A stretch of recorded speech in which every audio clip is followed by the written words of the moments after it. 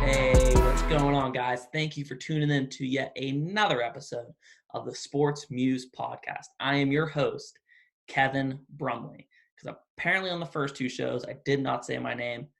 That's my bad. Okay. But I'm crazy excited about my guest today.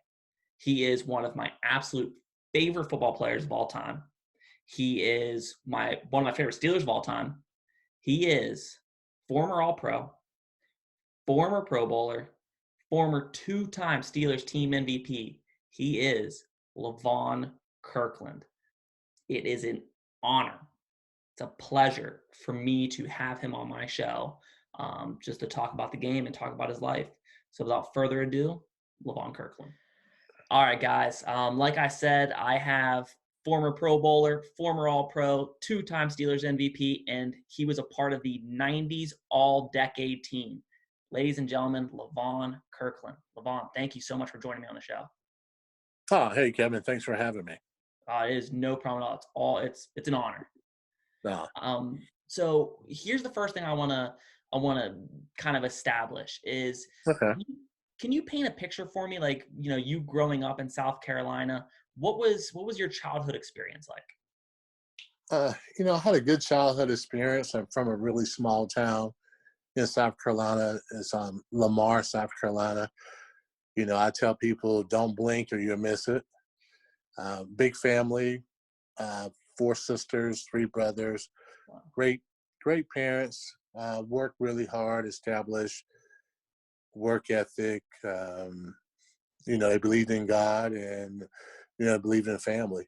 So basically I'm the youngest boy of the family. So I'm number 7 of the 8 kids.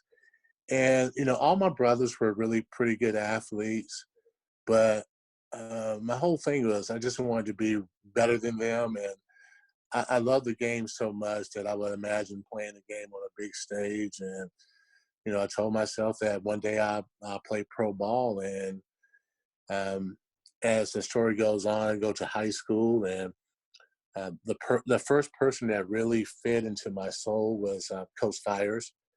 And Coach Tyers thought that I could play college ball. And so from that day, I became really committed to the game. And when you're committed, that means you have to, there's some sacrifice. You may not go out or you may not hang out with the boys as much. So I did that and was able to get an offer from the University of South Carolina, then on to Clemson. So that's kind of how my childhood has kind of really started out. That's awesome. And I'm from a pretty small town. So like I definitely get that experience. And, I think you nailed that as far as when you want to strive for greatness, you want to make it to that next level, you want to be, something special, you do have to make sacrifices. And, I think a lot of not only just athletes, but people, need to hear that. Right. Absolutely. Well, So, I think it has to be a part of your vision, and then you have to really believe in it. You can't have any doubt about it. And when I told myself I was going to play professional football, I didn't tell anybody, because I couldn't afford for it to be any doubt. And when my coach told me that he thought I can go to the next level, that kind of really, it really confirmed what I believed in the first place. And then, I was able to get a scholarship from Clemson University. But, I tell people all the time, it's about belief and having that commitment to succeed. So I did way back when. absolutely.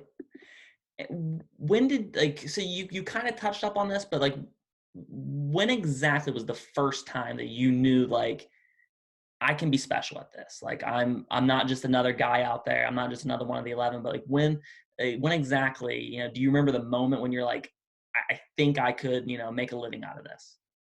I'm gonna tell you, it was probably I got redshirted when I went to Clemson. I wasn't really highly recruited. Got redshirted, and it was my first year playing that redshirt year, and we were playing Duke University, and they had a good team at the time. Believe it or not, they had a really good team, and I made this big play. It was front of a big, huge crowd. It was homecoming. And that's when I thought, like, yeah, I belong on this level. I'm not, I didn't really say I wasn't just you know, one of the special guys, but I think when it really happened to me is when we played Major Harris, and he's with West Virginia, and I won the MVP of the bowl game, the Gator Bowl. That's when I really started believing that I can probably take this to the next level. That's awesome. Yeah, and that's such a Yeah. special moment to look back on. Right, it really is. I mean, because, you know, I believed in what I believed in, but you got to get some wins. You got to get some evidence. You got to have some success. It's one thing to say I want to be this, but you're not getting any wins or any success on it.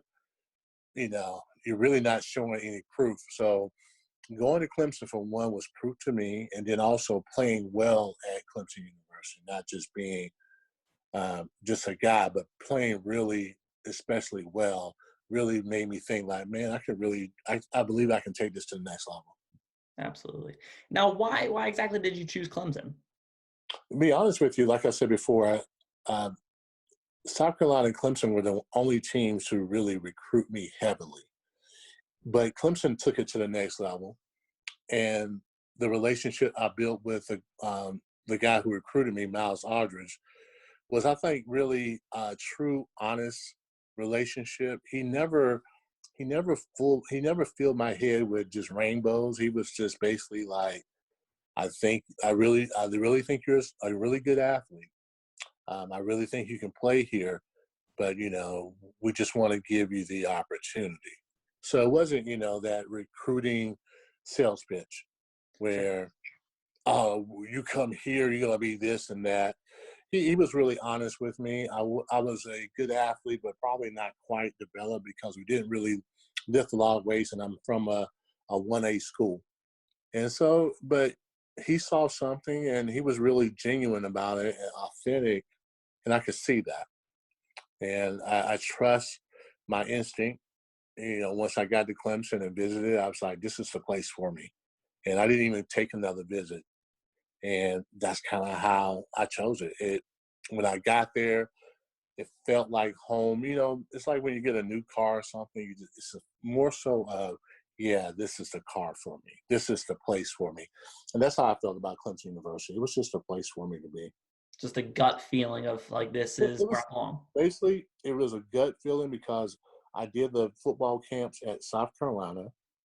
I I went to their games more so because Clemson was a little farther.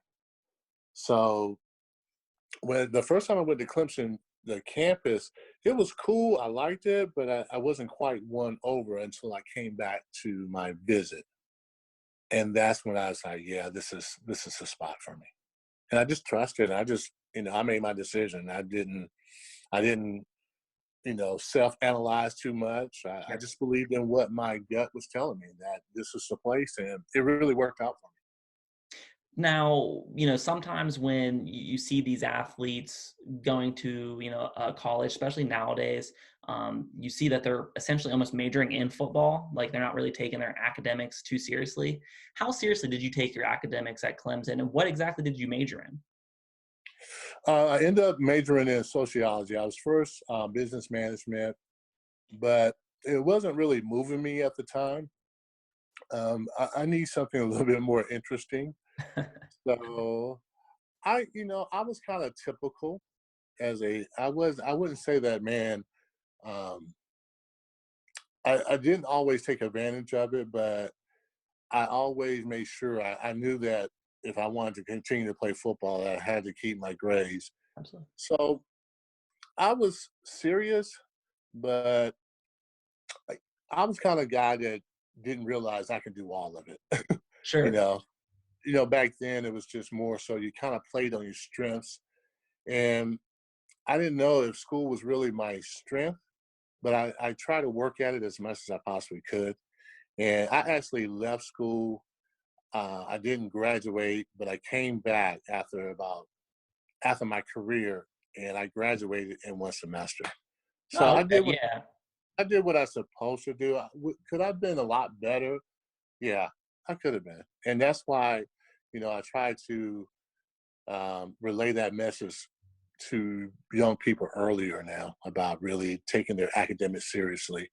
I was fortunate in a lot of ways being able to play in the NFL and make a good living and then go back and get my degree. I realized how important it was after I finished an 11-year career. So it was always important to me, but I would not suggest that kids follow my pattern. I was more so say just follow my words and my experience and my knowledge now that I try to give back. But yeah, it was I wanted to be a really good student. Uh, I just didn't really know how to, and it was kind of funny. It was actually once I played in the NFL, you learn how to be a better student, and you learn how to study correctly. And I learned when I was in the NFL because you had to study what was going on. Every week was always a challenge. The playbook was extensive, and if I wanted to stay on that level, I had to be on top of my game. And then when I went back to college, it was easy. Graduated Sure. no time. Yeah, I graduated, in no time. It was amazing. I was like, man, I wish I would have known. And that's the kind of thing with the organization I work for. It's like, how could we, make sure that students are on the right track? So, Absolutely, and I feel like a lot of people don't fully understand, like how you said, the NFL really showed you how hard you have to work and like the studying habits and stuff like that. I think people think these guys just throw on a helmet every Sunday for 16 weeks a season and go out and play, and then they just come back next year. Of just no, dude, everybody is trying to take your spot. yeah. Well, I think you have to be extremely intelligent to play on Absolutely. that level.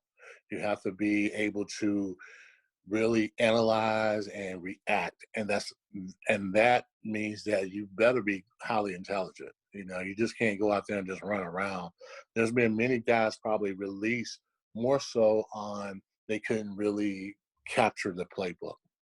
Sure. I mean, So what what I would say going back in the late 80s, early 90s, it really they had the agenda and the schedule was so tight that honestly, by the time you finish getting up in the morning, going to classes, now going to practice, watching film, lifting weights, I mean, you would get back. It's about 7:30, and honestly, at that time, you're probably pretty exhausted.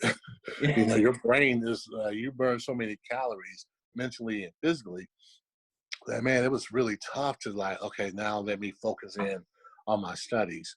So I would also say the way they did it back then was a little tougher to really just stay engaged. I mean, I was lucky enough that I stayed engaged, but it was tough because we did so much early on in that day.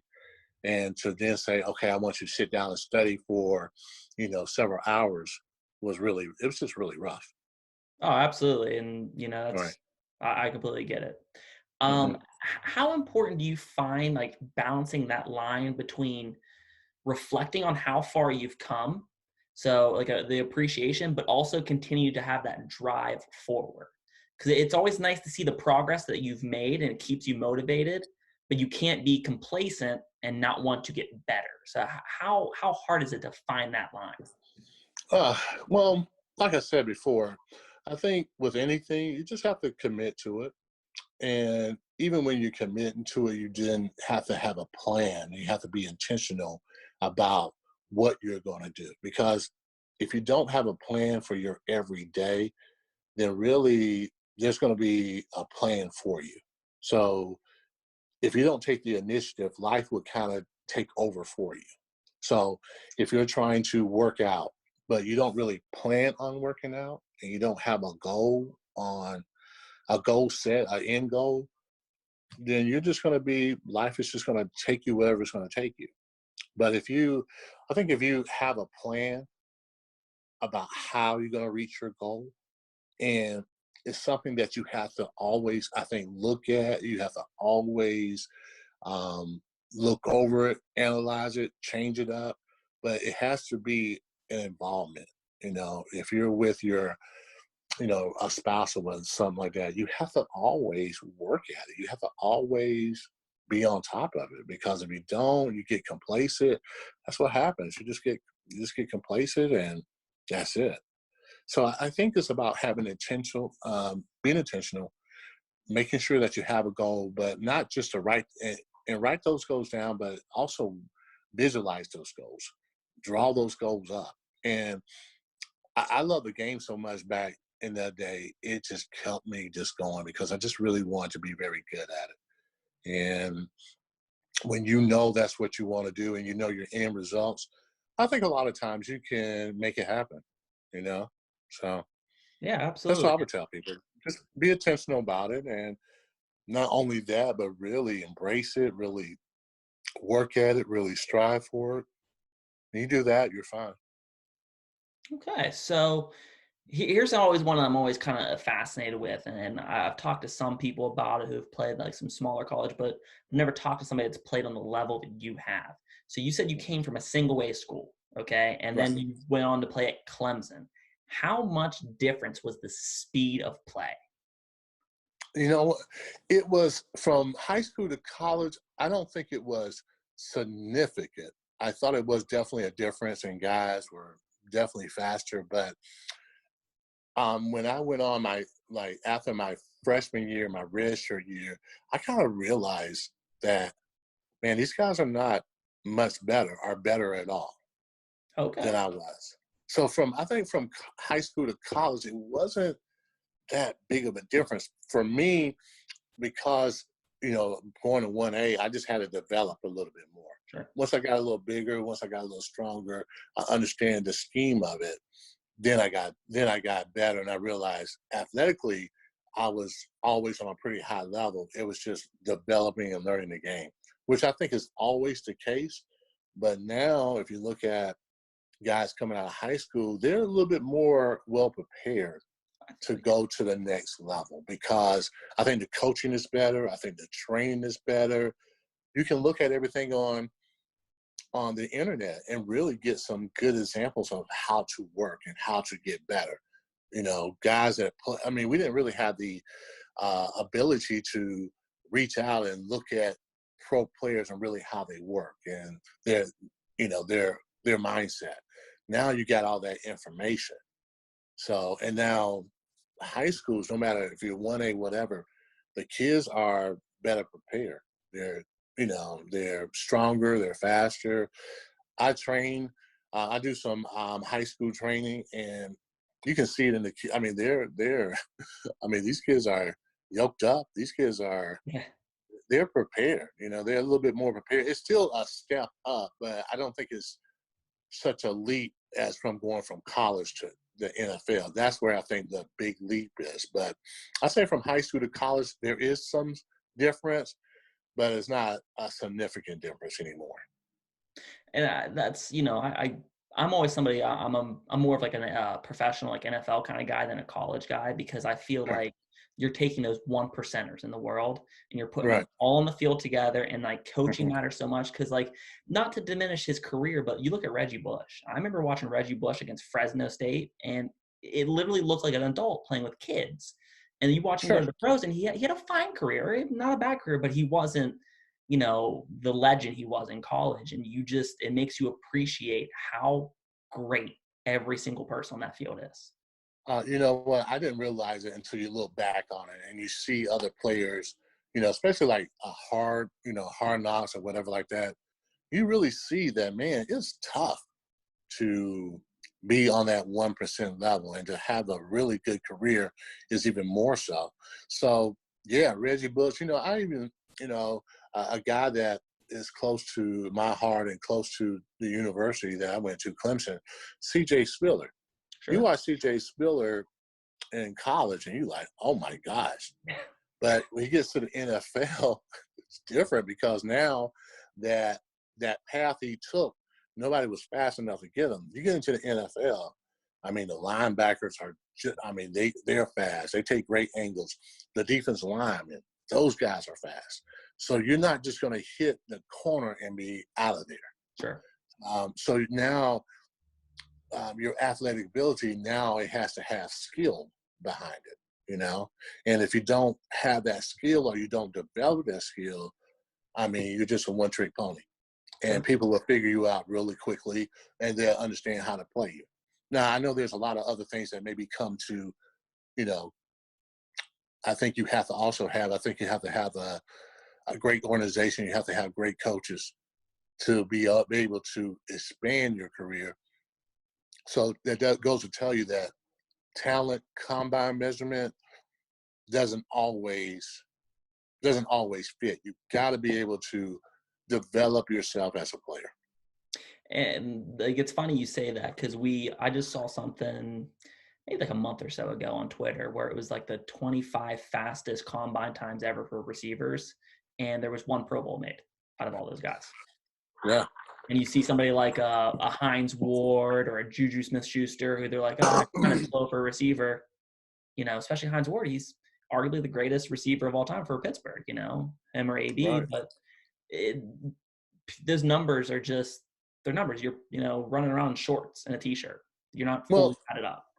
I mean, think about it. From the fastest guy who's like a 4.2 to somebody who runs a 4.9, you're still in the fours. Yeah. So that means what will make the difference? Because you realize that straight track speed doesn't make the difference always. So that means the guy got to have lateral speed, quickness. And I think what people, when they look at, especially like the example you gave of Hines Ward was, I thought Hines was pretty quick. I thought he did a good job coming out his breaks. And for a receiver, that's one of the things. I mean, I know people like the tall receiver because they can go up and get the 50-50 ball. But you always need that receiver who can get out of the breaks as quick as possible, change direction. That's really the key to every position, but also that position, you know?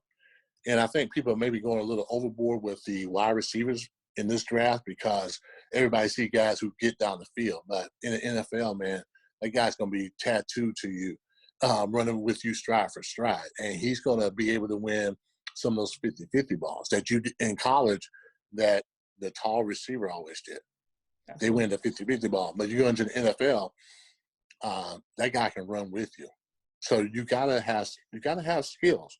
And a lot of times, you know, speed is not the only requirement for a football player. I had a conversation with my friend today, and we talked about, would you rather have speed or you rather have quickness? And I was like, for me, it worked out that I had quickness.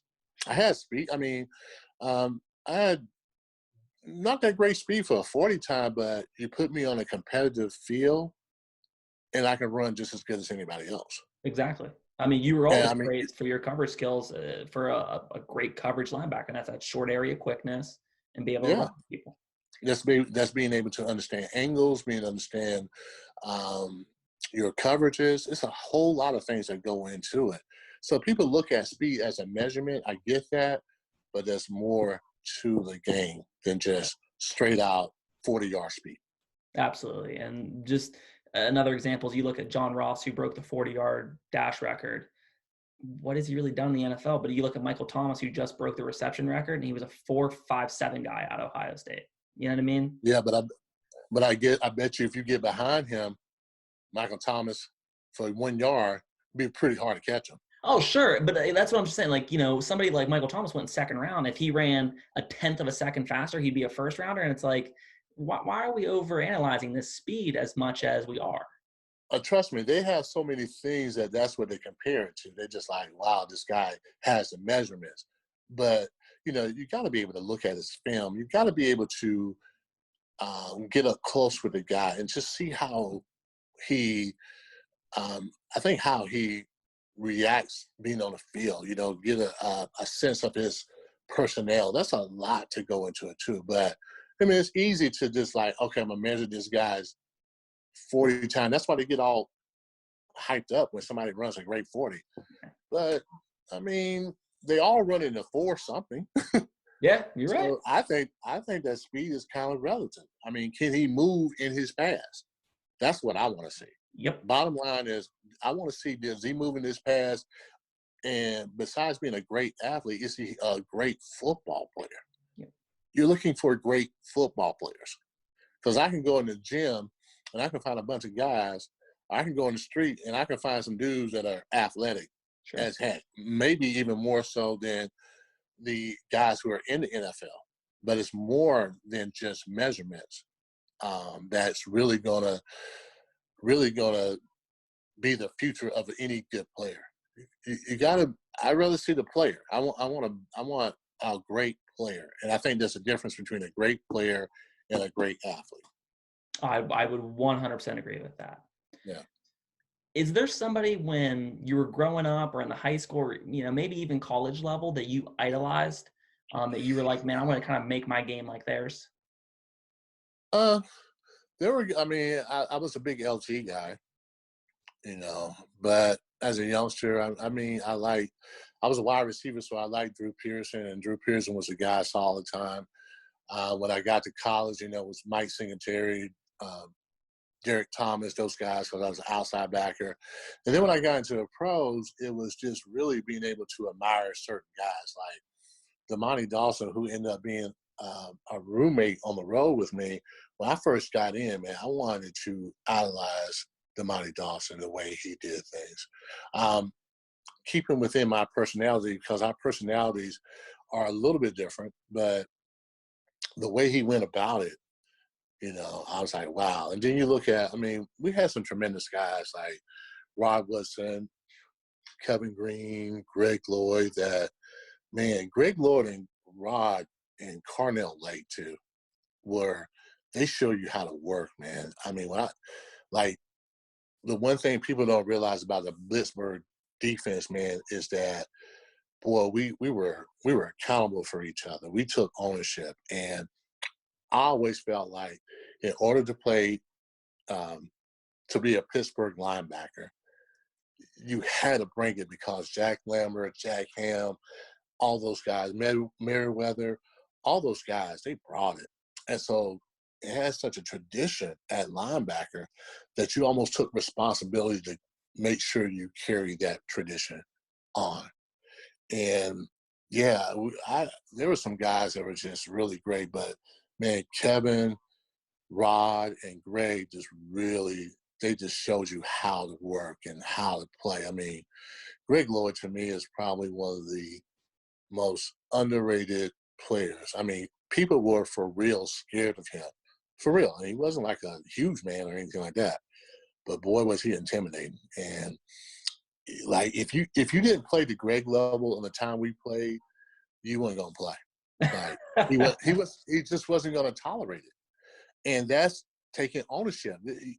Can you imagine a player nowadays taking that kind of ownership? Like, dude. Yeah, not now. Everybody's so nice to each other now, but back then you kind of had to earn your stripes. Oh, sure. And Greg Lloyd's a great example, man. He was a no-nonsense guy. For real, no-nonsense guy. Like, there's some guys who try to be fake tough guy. He was the real deal tough guy. Yeah, he's not one of those guys you want to see in a dark alley. Nah, he's not one of those guys you want to cross hairs with. You wouldn't want to bump your grocery cart against his grocery cart, because he's just going to let you know. And a lot of people, they're not like that. They're not going to just let you know what time it is. He was one of those guys that did, though. And I think that's why he's absolutely beloved by, Steeler fans, where no question. He didn't have the career like some guys did as far as the longevity. But like, he's one of those, every Steeler fan knows him because he was such like a presence on the field that just brought it. He had a alpha. With all the alpha males, he was the alpha male. He was definitely the silverback on that defense. And when he said something, we just kind of listened, because, in honesty, he was a little scary, He was a little scary. So when you made it to the league, was there somebody in particular or a few people that helped transition you into the league? There were some guys, like Jerry Oslowski to me was probably the guy, because I never played the inside backer before. And like I said, when you came in the league at that time, people were, like a lot of times they really didn't talk to the rookies as much. You kind of had to earn it. So I would say guys like Jerry Oslowski, Merle Hodge, his locker was right beside mine in training camp. And Merle was tremendous to me. He really was. And then like Kevin Green, my second year, Kevin Green was the one that showed me really kind of how to watch film. But also Kevin was the one who gave me like, Kirk, you got everything, and this is Kevin Green talking to me. He's just like, dude, you got everything to be a great linebacker in this league. And for somebody to actually tell you, because guys may believe that, but just don't tell you. And, back then it was a man's man game and, be a professional. But a lot of times you need encouragement from your teammates and not the false kind. But I say those three guys, and I always look, like I said, I always look at it as the example of guys like Greg Lloyd and Rod Woodson and Damani Dawson. So I would say Jerry Oslowski definitely, Kevin Green definitely, Merrill Haas definitely, because they actually took time to talk to me. Sure. Yeah. How do you feel about the game today? So, part of like when I was growing up, like I always loved somebody like a Wayne Corbett or a Keyshawn Johnson because they were fearless across the middle. Like, somebody like a John Lynch or to a lesser extent, maybe like a Brian Dawkins. How do you think they would fare in today's game? Like, how do you feel about the difference?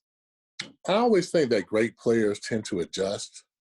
So I think they would adjust. They just, I think the way they play, man, back in the day, man, you could knock somebody totally out. You really could. But nowadays, they kind of go on the side of caution. I think they would just have to adjust to the game because you can't be a big time hitter. I mean, you can be a good hitter, a good tackler, but to just really take somebody's head off, it's just not allowed. But I think those kind of guys would have made the adjustment and would have been fine. Now, if I took you right now, like I took fresh out of Clemson, Levon Kirkland, I put him in today's league, how do you think your career would be different? Well, like I said, I always think if you were good enough to play for a long period of time, I think you can play almost in any era, because your game will be different. I mean, you take someone like me, and now you give them the training they get, the information about food, sleep, those things that wasn't readily available to everyone. You got a player that's going to be in the league. Sure. I just imagine you blitzing up the middle and somebody like James White's trying to pick up your blitz. Right. I mean, luck. there's always room for great players, Sure. and I feel like most guys would adjust. Everybody think like, oh no, your body type or whatever would never made it. But I'm like, well, if I made it in that era in the NFL, Oh yeah, everything's relative, then I probably would have made it. It would have been different for me in college, how I train. Nowadays they have everything. They have all these resources. So I would have had all those resources too. So yeah. You look at like they did the thing of like LSU's locker room when it was new a few years ago, and it's like state of the art, smoothie bars, and it's Sure. a different game, Right. So everything's relative, Absolutely. everything's relative. So guys who played in the 50s, given the resources, they could have played in the 60s, vice versa. I mean, and then also 70s, 80s. To me, if you got the right resources, give me the resources that they have now, I would have fit right in. I 100% agree. How much do you think like the culture / continuity of somewhere like Pittsburgh is beneficial? Like how much do you think that's beneficial when you look at like, they've had 3 head coaches in the past 50 years as compared to Cleveland, who, has had umpteen coaches in the past, decade. How much do you think how much does that help Pittsburgh be successful? Well, I think it really kind of, with any company or anybody, it starts with the head man, the leadership, the CEO. If you don't have the guy that's the leader, that's the top of the food chain, if he's not good, your organization is not going to be good. And if their vision and their mission doesn't get across to everybody, it's not going to be as good. I guarantee you, I guarantee you, Cleveland people don't even know what they're probably like the battle cry or, with the Pittsburgh Steelers, it was all about Steeler football. That's if you ask anybody about Pittsburgh, they say Steeler football, blue collar, great defense. So as a company, you already know what it's all about when you get to Pittsburgh. That's a good You point. already know. You already it's all over the place. Whether it's with Pittsburgh, you didn't really have to put it on the wall per se, but anybody who goes in an organization, I guarantee you know what that organization is about from the jump. You go to Cleveland, what? I guarantee you nobody knows what Cleveland football is all about. That's a really, really good point. Cleveland football doesn't mean much. Like when people say, "Oh man, it's Cleveland football," what do I mean? But you say, "Okay, it's Steeler football." You know what that means. You're just saying those Steeler football, and I know exactly what you're picturing. Yeah, you know exactly. Okay, it's going to be tough. It's going to be gritty. It's blue. You already know. They're going to run the ball. They're going to play great defense. They're going to be blue collar. They get their hands dirty. You already know the three things that you need to know about the Pittsburgh Steelers. When you think about good organizations, man, you know exactly what that organization is all about. You don't have to search for the answer or search for their mission or vision. You already know. So you go, people say, well, jet football. Okay. What does that really mean? Sure. But you say Patriots football, pretty much everybody know. You're going to be And smart. you're right, that from the top down. You're going to be smart and you'll get the job. You're going to do your job. That message is clear. I think what Pittsburgh does better than anybody is the message about Steeler football is very clear when you come in. You already know when you get drafted, before you got drafted, you think about Pittsburgh Steelers football, that's what it's all about. You know what it's all about. You go to some other teams, it fluctuates. They have a good year here or there, but when you win 6 Super Bowls and you got a winning tradition, people know that brand and they know what it's all about. So, I mean, at one time, I think Pittsburgh for a while had like 30 straight linebackers. They go to the Pro Bowl. That's crazy. That's ridiculous. But when you play linebacker at Pittsburgh, you know what time it is. You know that you better be a player. Sure, 100%. Because you got a lineage that says great players, great linebackers. And just to kind of work off here, you're talking about linebackers. Just think about the 9 years you spent in Pittsburgh. So you had all-decade team, Kevin Green, all-decade team. Your rookie year, Hardy Nickerson was there. We had a Greg Lloyd, Jason Gilden, Joey Porter, Earl Holmes, Clark Higgins toward the end of your career. We're talking about just all great linebackers, and that's just in that short decade span of just monsters. You forget one guy, Chad Brown. Oh, Chad Brown. I didn't say Chad Brown. Yeah. The one year, think about that linebacker core. You, Chad Brown, Kevin Green, Greg Lloyd. And the thing is, we only played for 3 years together. Sure. And our impact was hard and just like overwhelming. I mean, we were dominating. We had, I mean, how many times do you have 4 linebackers that are really, really good on a team where every linebacker is like the man, and every linebacker is Pro Bowl caliber? I mean, you don't. So, I mean, yeah, I mean, the linebackers, I mean, James Harrison, I mean, Ferrio, I mean, there's a lot of guys, man, they're really good linebackers. You got some good young linebackers there now. Absolutely. They're good. So, I mean. I'm a big Devin Bush fan. Oh, yeah, that guy is going to be a player. As long as he gets better and better, he's going to be a player. But, yeah, I mean, like I said, you go to Pittsburgh and you kind of know the deal. You kind of know the deal what the linebackers are all about. You know the deal what the tradition and the defense is all about. So it's a cool thing. Do you have a specific favorite moment from when you were playing? Ooh, I mean, the Super Bowl would have been great if we'd have won it. Sure.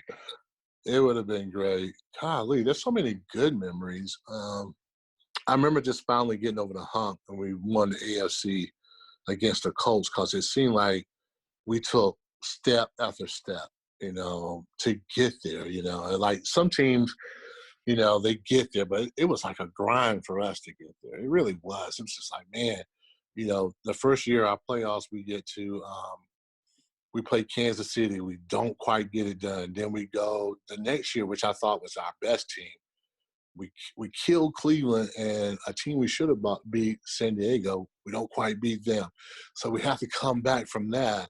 And then we go to the AFC, and the Colts don't make it easy for us, but we give the hump. Then we finally get to the Super Bowl, and I think our lack of experience and um, playing a great team like Dallas and turning the ball over twice, you just can't turn the ball over against a great team. They're going to capitalize. Especially it wouldn't have been that bad if the interception was like interception, he got tackled. We're talking about interception and they put it in the red zone. Yeah. It's a little tough, It's a little tough. But, yeah, my experience, I can't really pinpoint one thing, but I think being able to go to the Super Bowl was pretty terrific. It's pretty awesome. Nobody can Yeah. take that from you. No, no. I just, you always wish you won, but I mean, just how it goes sometimes. Sure. Is there a particular player that you thought was like the hardest person to tackle? Ooh, I always say Barry Sanders, even though we didn't play him a whole lot. Barry Sanders was a guy who just really, he would out scheme your scheme. you, like it all looks good on paper. It's just theory. But when you actually play a guy like that and he can make you look silly, he was tough to tackle. And really because of his size, he was strong, low to the ground, had a lot of speed. But Curtis Martin to me also Underrated. would be in my top five. Curtis Martin was a player, man. He really was. I really don't think he gets the recognition that he should have gotten. I agree. But man, Curtis Martin he was a Pittsburgh killer. He used to kill us. And then I like Fred Taylor. I was just gonna. You said Pittsburgh killer, and I was thinking Fred Taylor. Fred Taylor killed us one game. I was like, he got over 200 yards, which if you got over 100 yards back in our day, you did something. But if he got like 200. So Fred was one, Emmett, of course. But if I had to rate those guys, I'd definitely put Barry Sanders as number one guy. And made me think. I heard a funny story when Jerome Bettis was going into the Hall of Fame. I would argue, and not being a homer, I'd argue he's the greatest power back of all time. And he was like, just running. He's like, there was always one guy that I hated seeing in the hole, and that was Levon Kirkland. Oh, And really? yeah, he said that. He was like, Okay. man, it hurt to hit him. I can tell you a quick story about me and Jerome, though. Okay. When Jerome came on the team, I don't know if I think it was his first year, we made a pact to each other that we'll never go against each other. Like one-on-one drills or anything like that, where we're facing each other one-on-one. Sure. We were like, why are we like, we were really smart. Like, dude, two big dudes like us, man, we shouldn't go against each other in practice on an everyday basis. So anytime it was like one-on-ones, we would never go against each other because I respect that guy. And I'm going to tell you, Jerome was a big man, but quickness-wise, His feet were so his good. feet were tremendous. Like Jerome Bettis has some of the best feet as a running back, but everybody always kind of label him as the bus. But that dude could run, and that dude can make you miss. I mean, Jerome Bettis, of course, he's in the Hall of Fame, but I think really his skills are kind of underrated. And I'd agree with that. And what people don't take into consideration is, they see how long he played and how many rushing yards he had. But, no disrespect, but he never really played with a quarterback. He played with a young Ben. But you'd think they're playing those Ravens teams, those Titan teams, Jaguars stacking the box. You're Right. having 8 dudes in the box, and he's going right up the middle.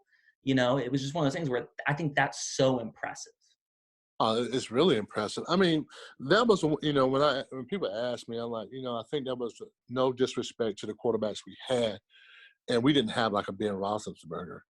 Man, I could imagine what we would have done with a guy who was a true trigger guy who can really make plays. And people don't understand why that's important for the quarterback position. Why it's important to have that trigger man, and why sometimes they will overpay for a quarterback, because you know how good, like an Aaron Rodgers, man, 2-minute drill, he's going to get you there. Sure. Neil O'Donnell, you're not quite sure. Yeah, you're 100% right. Mike Tomzak, you're not quite sure. I Yeah, mean, that if you go up 4 points with 1:50 left and Tom Brady's got the ball, you're like, well, we lost that game. yeah, because Tom Brady makes plays. Sure. And like even in the playoffs, as much as I like Peyton Manning, I thought playoff-wise, Peyton was so robotic in a lot of what he did, that in the playoffs is turn up another notch. Mm-hmm. So what you watch on film may not always be so. You know what I'm saying? Sure. Like now, those, like you get somebody like Belichick, he may change what everything you've seen on film may look totally different. Yep. And that's why you always need a guy who can make the plays. When we need him, absolutely positively need a drive. You think of guys like Joe Montana. You Yep. think of guys like John Elway, Brett Favre, guys who could drive that team down the field and make the play. That's why it's important to have a really good trigger guy. 100% agree. Yeah, so you can imagine Jerome Bettis with a big-time trigger guy. Oh, yeah. Man. 100% Yeah. agree. Yeah. So this next one is when you're playing in the 34, okay? How important is it to have like guys that they don't get the love besides from like the home crowd, but guys like a Joel Steed or an Aaron Smith, or in the 2000s it was Casey Hampton. Like how much does it help you as as playing the mic? Does it help you to have those guys? Joel Steed was tremendous. My career wouldn't have been the same if it wasn't for Joel Steed and the guys we had up front, whether it be Ray Seals or Preston Buckner, um, Oliver Gibson, because in the 3-4 scheme, it's all about the linebackers. Sure. It's about letting the linebackers be able to roam. So you need certain type of guys that can hold up blockers. So now basically what you take away is the tight end, because you got an outside back on him. You take away the center, and usually you take away the tackle or one of the guards. So you're basically taking away potential blockers to let your 4 guys be able to roam and run and make plays. So it's a linebacker defense. So you, first and foremost, you need some great linebackers to play it. Yep. And then also you need some great linemen who are big enough, who are unselfish enough to be able to take on blockers and be able to man their gap while the linebackers kind of run around and make some plays. Yeah, and some of those dudes just don't get the love that they deserve. Joel Steed and Aaron Smith, Kimo Joel Hoffman. Steed was a terror, man. What I guarantee you, anybody who ever went against Joel Steed would tell you that Joel Steed was absolute man, and that Joel Steed could handle any center or any lineman you put on him. I mean, he absolutely crushed them. And he made our defense he made our defense great, man. He really did. With him, it was able to help us. So he gets so much penetration at times that the running back would have to cut back. Sure. And then we would just, I would just be waiting for the guy, because I knew he saw number 93 getting that kind of penetration. He had to cut back. So Joel Steed was such a monster. A lot of people don't give him enough credit for what he did for our defense back in the day. And it's one of those things like they almost demand the double team. You know what I mean? If they're going to play like in an A gap, they're going to be shaded to a Right. side. They're going to force you because like I don't know how many times I saw someone try to single one-on-one block Casey Hampton. And I remember I think it was a playoff game. Eddie George, runs a stretch left, and they try to single block Casey Hampton, and he knocked Eddie Can't George do it. out. Can't do it. Especially when you shade that guy to the strong side, and you try to run to the strong side, and they get that kind of penetration, it disrupts the play. And now guys become predictable in what they're doing. So I thought Pittsburgh was always smart about having a nose guard who could really cause havoc and make things happen. And it just makes it easier for everybody else. It was Yeah, as complex as it was simple too. sure. It really was. And the thing too, what I thought that we did a great job of doing was we were not a robotic in our approach. We understand what people were doing from a tender standpoint, but we also understood that if if I have Jason Gill, in which Jason Gill is probably one of the most underrated players The that ever all-time played at sack leader Pittsburgh. until James Harrison broke it. I'm telling you, Jason Gilden could do everything. But I knew like when they run like a certain play, like a counter or something like that, they could do whatever they want to, even though the play may say we want you to go under the block or we want you to what we call squeeze when you go outside the block. I understood, like I told them, do whatever you want to do. I will make up for it because I could see it a little bit clearly. It was happening to them fast. And so you would be able to understand who's in front of you and make the according adjustments. A lot of teams, and that means you have to have a trust. You have to be in sync with guys, and a lot of times, guys are not like that. I've coached on different teams, and they will not communicate to save their lives.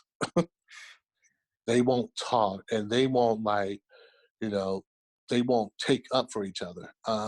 I give you a prime example. One of the biggest plays that I probably ever made was a over the head interception against Buffalo.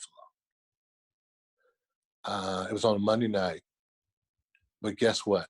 That wasn't even my guy. I wasn't supposed to cover him, Oh, really? but Chad let him go for whatever reason, And I saw him, and I'm like, let me cover him. I need to cover this guy. And that interception came off really a bust play on the defense. Huh. Yeah, That's and, crazy. and, and people don't know that, but that's exactly what happened. So a lot of times you want to be in sync, you want to do what the system tells you to do, but then there's some times you got to be a player and make plays. Yep.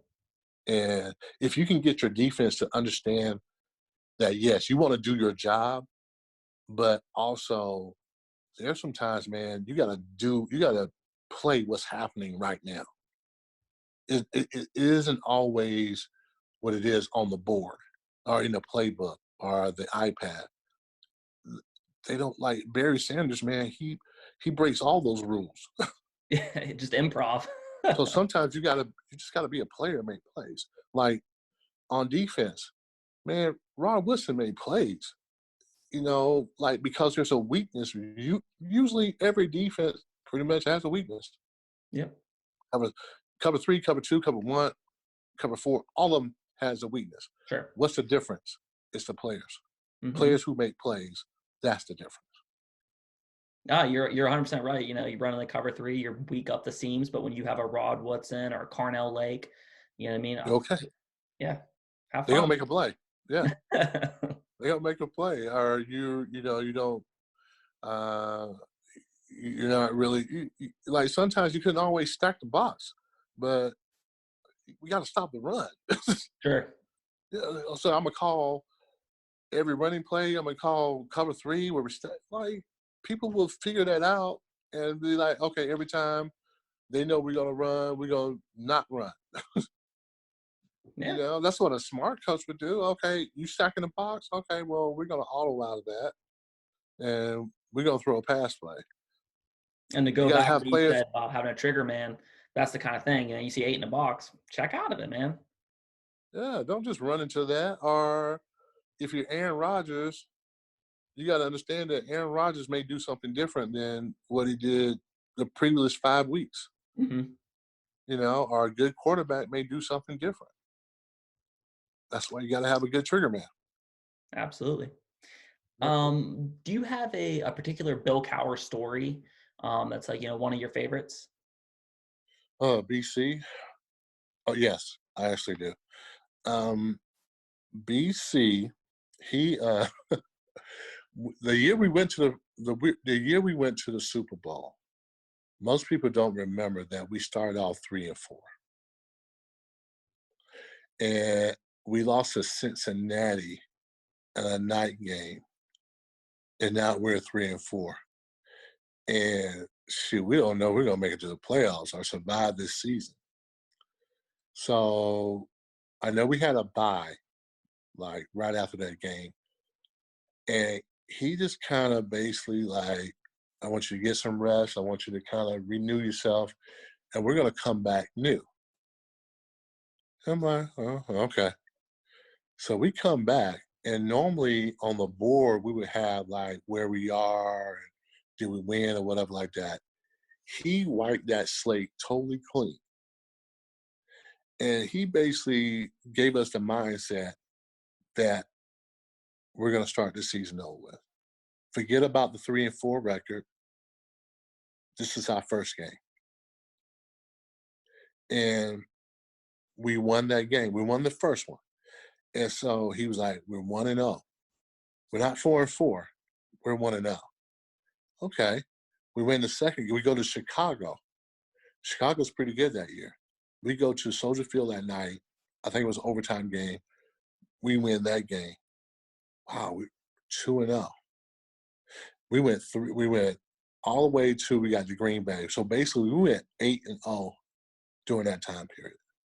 And we're at 3-4. And he basically gave us the mindset to flip the script and say, like, okay, that first part of the season is over with. We started new. We made a run to the Super Bowl. That's awesome. So that's really one of the cool. best stories. That's probably one of the best tactics I ever seen anybody do.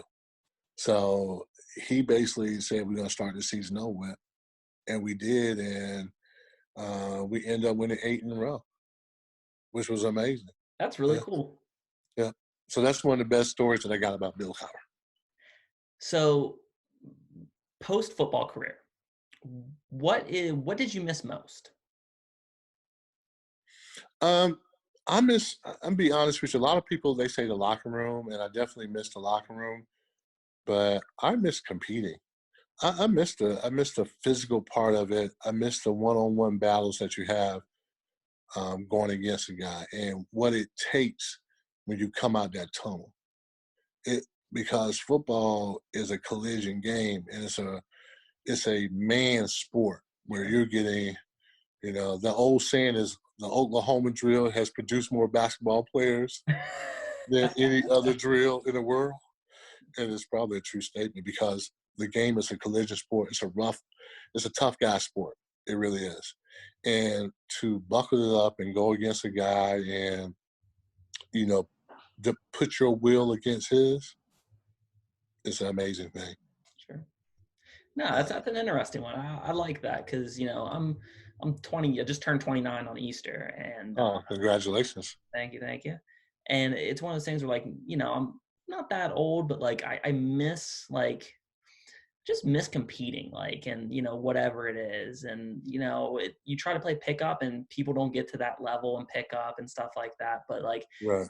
but I can only imagine you at the highest level. You're surrounded by 50,000 people, screaming fans, and like just that's crazy. I mean, that'd be hard to walk away from.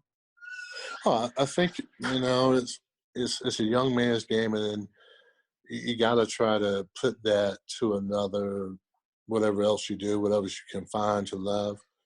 So yeah, it's tough to leave it. It's tough. No matter, you keep all your money, you get your education, you can do everything right, and you still miss the atmosphere and the attitude. And honestly, you're around some of the best people, some of the best competitors. And I often tell when they ask about my short sting in NFL coaching, I always said that, and I've coached college and high school. The NFL, like the men that you coach, are some of the best dudes you ever meet in your life because they're smart, they're disciplined, they're guys who have goals, and they will listen to you as long as you can help them get to the next level. That's cool. So most people get it confused because what you see on the media sometimes is they pay attention to maybe some bad behaviors. But Mhm. most of the guys that play in the NFL, and I would say 99% of them are great guys, driven, motivated, they're, charitable guys that you would introduce to your families. That's So awesome. that's one of the things too. You're missing you're missing working with the cream of the crop, the very best. And I once really you do like that, that. man, you're working with guys who are cream of the crop. It's hard to settle for anything less than that. So for people who are unfamiliar, what have you been doing in your post NFL life? Well, I've done some coaching. I still do. I still do camps throughout Now, where do you throughout hold the United camps at? States. Pittsburgh or South Carolina or? Well, they're everywhere, really. We have some in Georgia. We have some Okay. in California, Florida. So we travel with rivals, rivals who do all the 5-star stuff. Yeah. So we basically do a free camp for guys who are actually probably going to the next level, Okay. and we talk to those guys about the fundamentals of the game and um, how to work and little tidbits we give them. I'm the vice president of development for the South Carolina Football Hall of Fame. Oh, And what we basically do is we educate, empower, and encourage students to the very next level. So our whole thing is in South Carolina, our, our, we're like 41st in college and career um, preparation.